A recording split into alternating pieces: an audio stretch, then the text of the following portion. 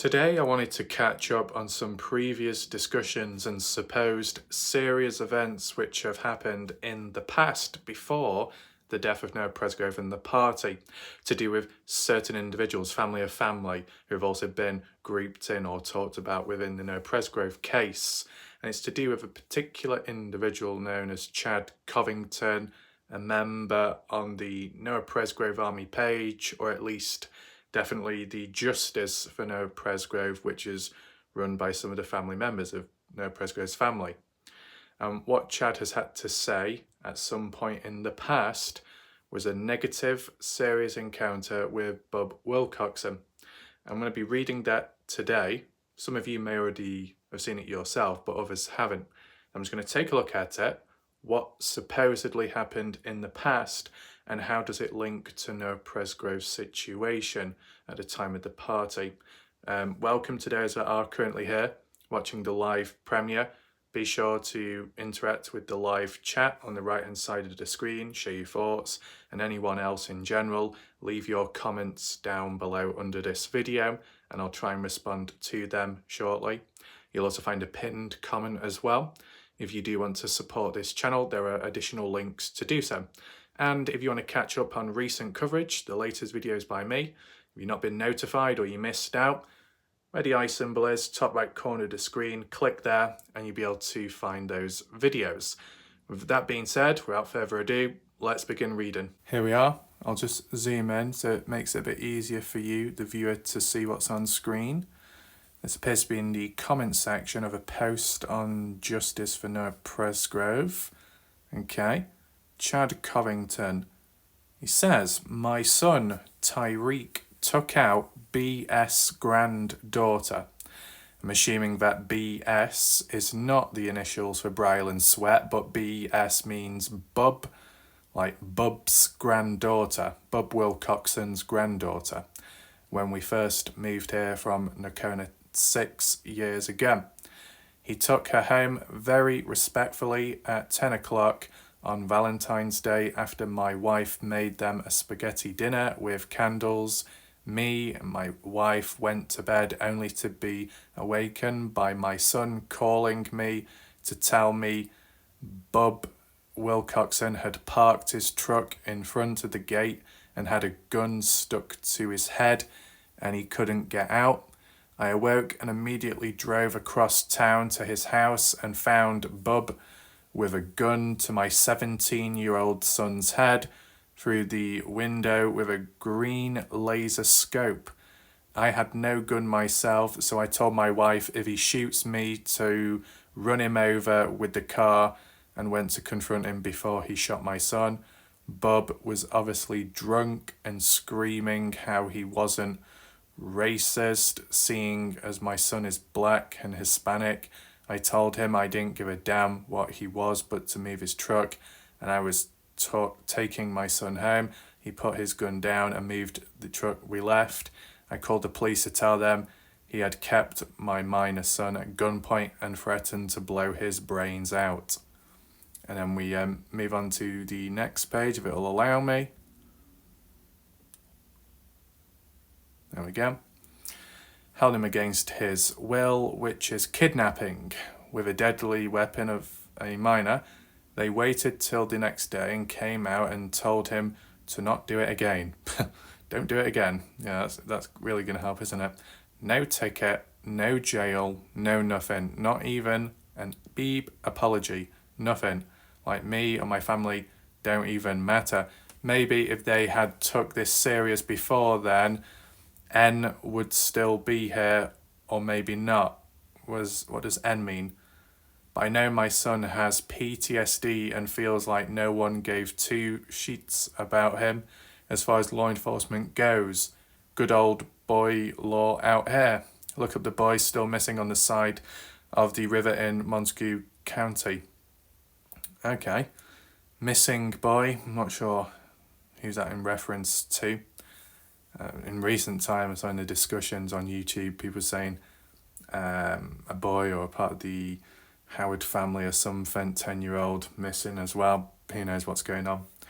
I think a local or so known as Tracy talked about how so many people go missing or found dead per year or per month out in that area. Chad says, not to mention my wife having to watch it all and wonder if she was about to lose her husband and son, both at the same time. PTSD for everyone. And what does Penn say? Billy? Yeah, they're all a bunch of cowards in my books. I believe in karma and it'll get them eventually. Sorry to hear this. So, after what we've seen, how does this link with Noah Presgrove? Because, at least some of the injuries and the damage, there's no bullet holes, there's no shootings or anything like that. But, the theme of firearms, like the party house, the amount that were there. But then again, it's country, rural, animals hunting, probably what you'd expect. But the concept, the theme of using firearms against other people in different ways might not have to be being shot at, but being clubbed on the head or the back. And like some discussions within the Noah Presgrove case, was there any party goers, any firearms from the party which could have been used on Noah's body, on his head, back of the head, neck area, to cause certain injuries, even like the torn scalp. Shaping of that matches the shaping of the back of a rifle, the stock of it. I was at the time making sense of the golf clubs, at least. The firearms situation, I think I might still need to do a video about that, such as with the handling of them and whether we're passed on to, like passing the parcel. I'll take that into consideration. But the main info here, this is what Chad says from his experience, from what he witnessed, okay? In the title of this video, there may well be a question mark, and that's just to be safe, right? What we're reading is based off what someone states happened, okay? And, you'd want to put trust or hope in what's being said is truly true. At the end of the day, there wouldn't be a reason to lie. Not much good comes from that. Just like how we've seen from the opposition, some within the case of Noah Presgrove directly, some lies come about and altering of the stories, bits and bobs along the way. This being quite a serious time back then.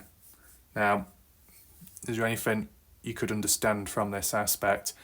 Well, Bob Wilcoxen. Is that his actual name, or is it like a nickname, short name for what's his actual name?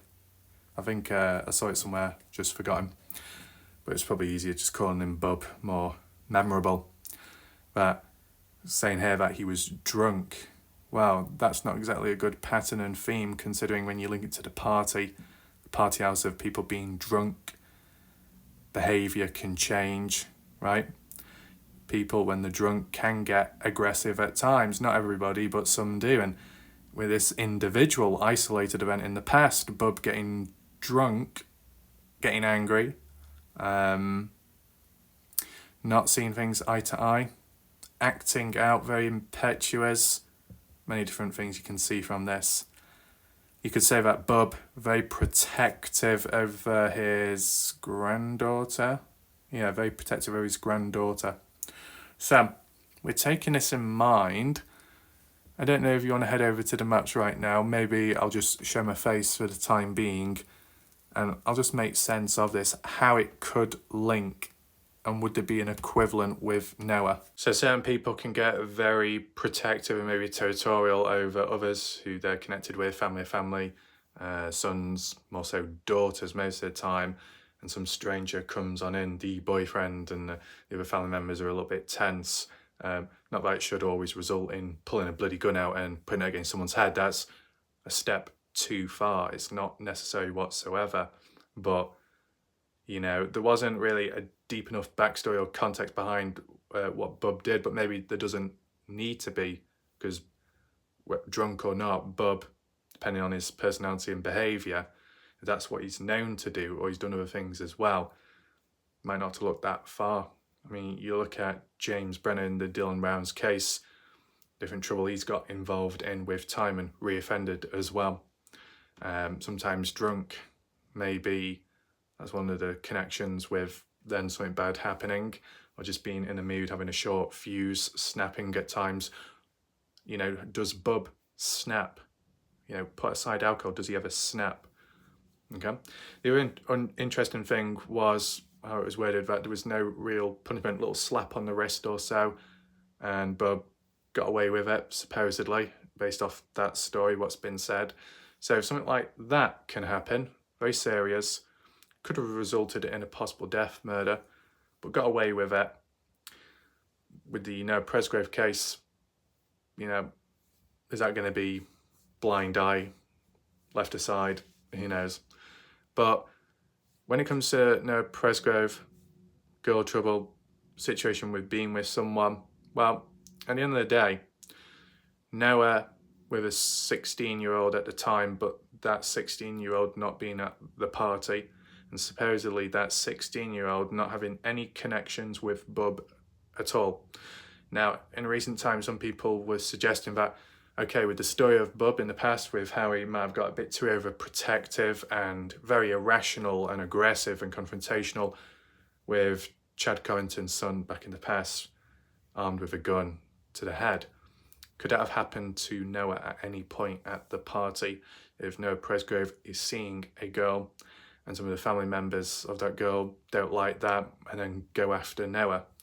But at least from how the story's been told, most of the people at the party of a youngish age, but those that are of an older age weren't like at least to my knowledge, 30, 40, 50-year-olds, they weren't there, to my knowledge at least.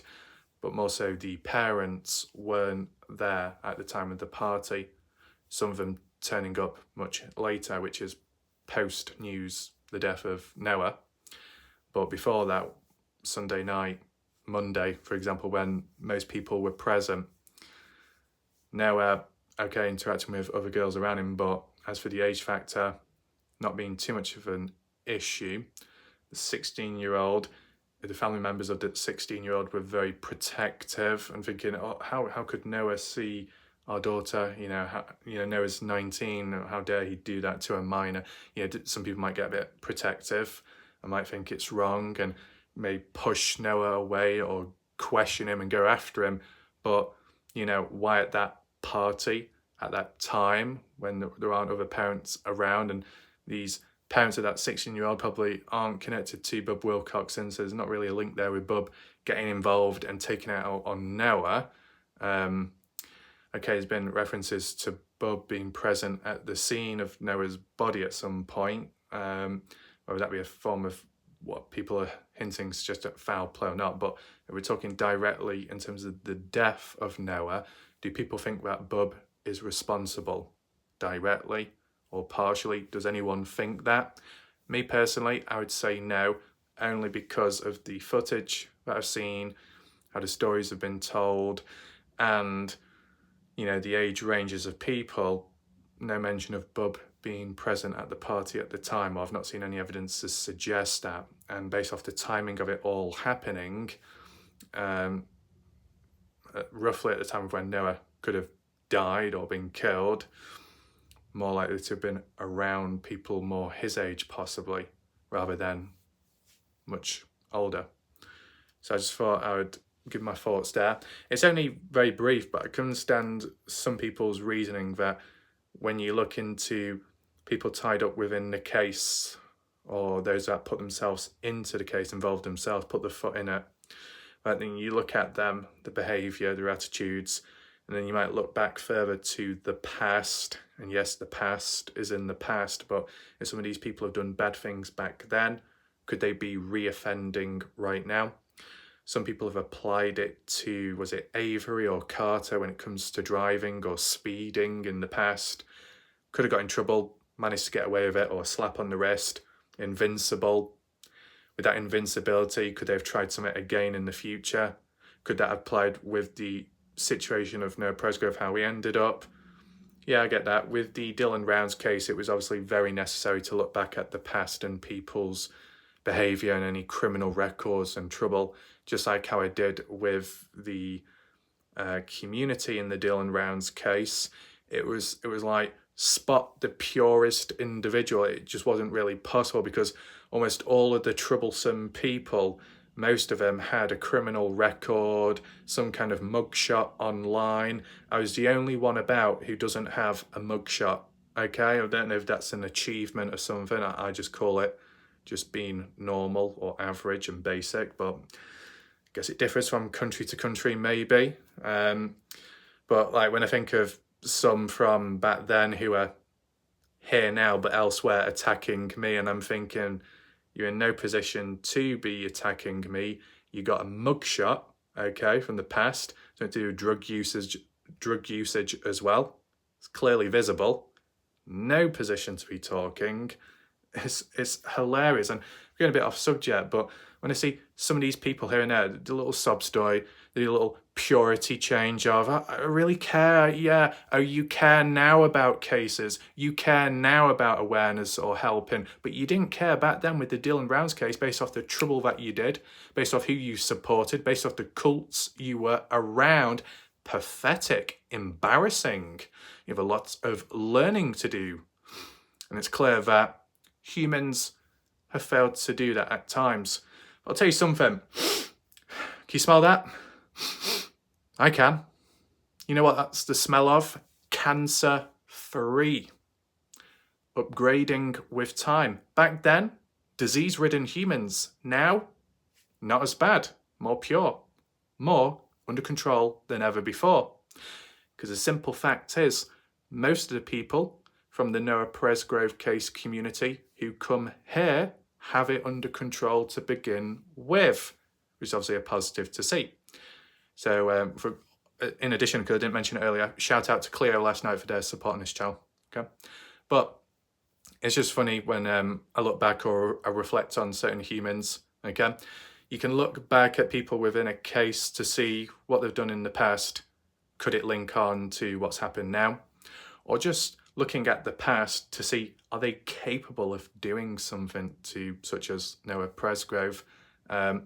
When you look at Avery Combs, her personality or behaviour attitude, such as with some of the TikTok videos saying, I'm a gangster, having a gun like that up against the screen. Okay, it's just messing about, I guess, or maybe trying to act hard or tough, intimidating. I think someone said that, or re-quoted that Avery said she's got bipolar or something. I mean, if that really was the case, well, you got someone with bipolar, you got Mike with PTSD, they're at a party drinking and other people as well. It just sounds like a bloody chemical disaster in a way, but it's what it is.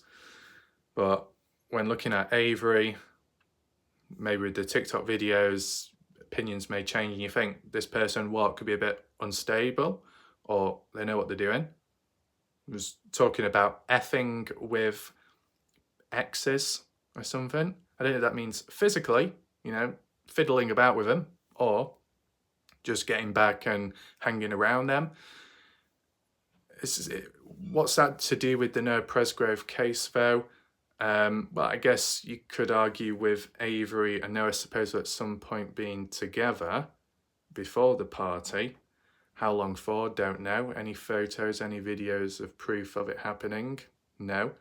But that's what's been said within the discussions and groups. Now, yeah, I know the theme about Bub Wilcoxen as of today, but I'm just trying to fill it out as a general perspective that it doesn't just have to be Bub who you look at based off their attitude, their behaviour from the past and how it links directly to the case, or the theme could link. You apply it to other party goers as well. Okay. But yeah, with going back with people and Avery saying she's not supposed to, or, oh, can't control myself, can't control yourself, bit unstable. How did you react to Noah? Interesting. It does feel a bit fragmented at this moment, but that's just because it's all little bits and pieces gathering with time. And there is still a level of silence, isn't there, in this case and the progression. So, you know, you just pass a bit of time with some talk, no harm in doing so. But me personally, Bub Wilcoxen supposedly done bad things back then, and we've seen examples. Threatening behaviour, firearm to someone's head. Could that have happened? That theme with Noah, a firearm being pointed at Noah's head. But why? Because Noah's seeing someone. But why did it come out all that way to a party which that 16-year-old isn't even at to then confront Noah? Could have happened days before, could have happened days after the party in a different setting and area. The party itself is a bit of a weird place for it to take place, especially when the parents aren't there. So I don't think the theme of Bub and the defending being overprotective of your daughter would apply to the situation with Noah seeing someone who isn't even tied with Bub Wilcoxen. I don't think there's a link there or on that theme, but the theme of Bub doing something in the past and getting away with it, and other people as well in between, and with the Noah Presgrove case, there could be a general pattern and theme there. I know people say, oh, the good old boys, oh, the corrupt Ellie. You know, supposedly I'm part of the corrupt Ellie from what the odd individual has stated about me. Very weird, isn't it? But, yeah. With the Dylan Rounds case, the Ellie there weren't corrupt, but more incompetent. There was justice in the end. That was a positive, and at times it seemed impossible. I guess with this case, though, could you say, well, it might seem impossible now, but it's possible for the future? Maybe you'd hope for that to be the case, but you could argue and say it's going to be a lot harder here because it's not supposedly incompetence, but more corruptness, and corruptness is worse than incompetence and harder to deal with and push back and fight against. But there we go.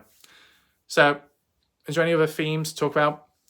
There's other video ideas, of course, little bullet points and events, but these individual stuff, just want to give a little heads up that when it comes to videos in general on my channel, it's not planned as in the length of the videos.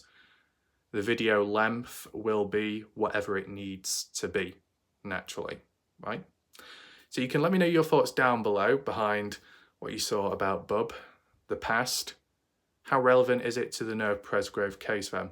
Individual events, but, you know, Bub's name has been brought up within the Noah Presgrove case. Bub is the, volunteer firefighter, person that turned up at the scene. Anything dodgy could have happened at any point. The death or the cleanup. Let me know your thoughts down below. So thanks for watching. I'll see you next time. Goodbye for now.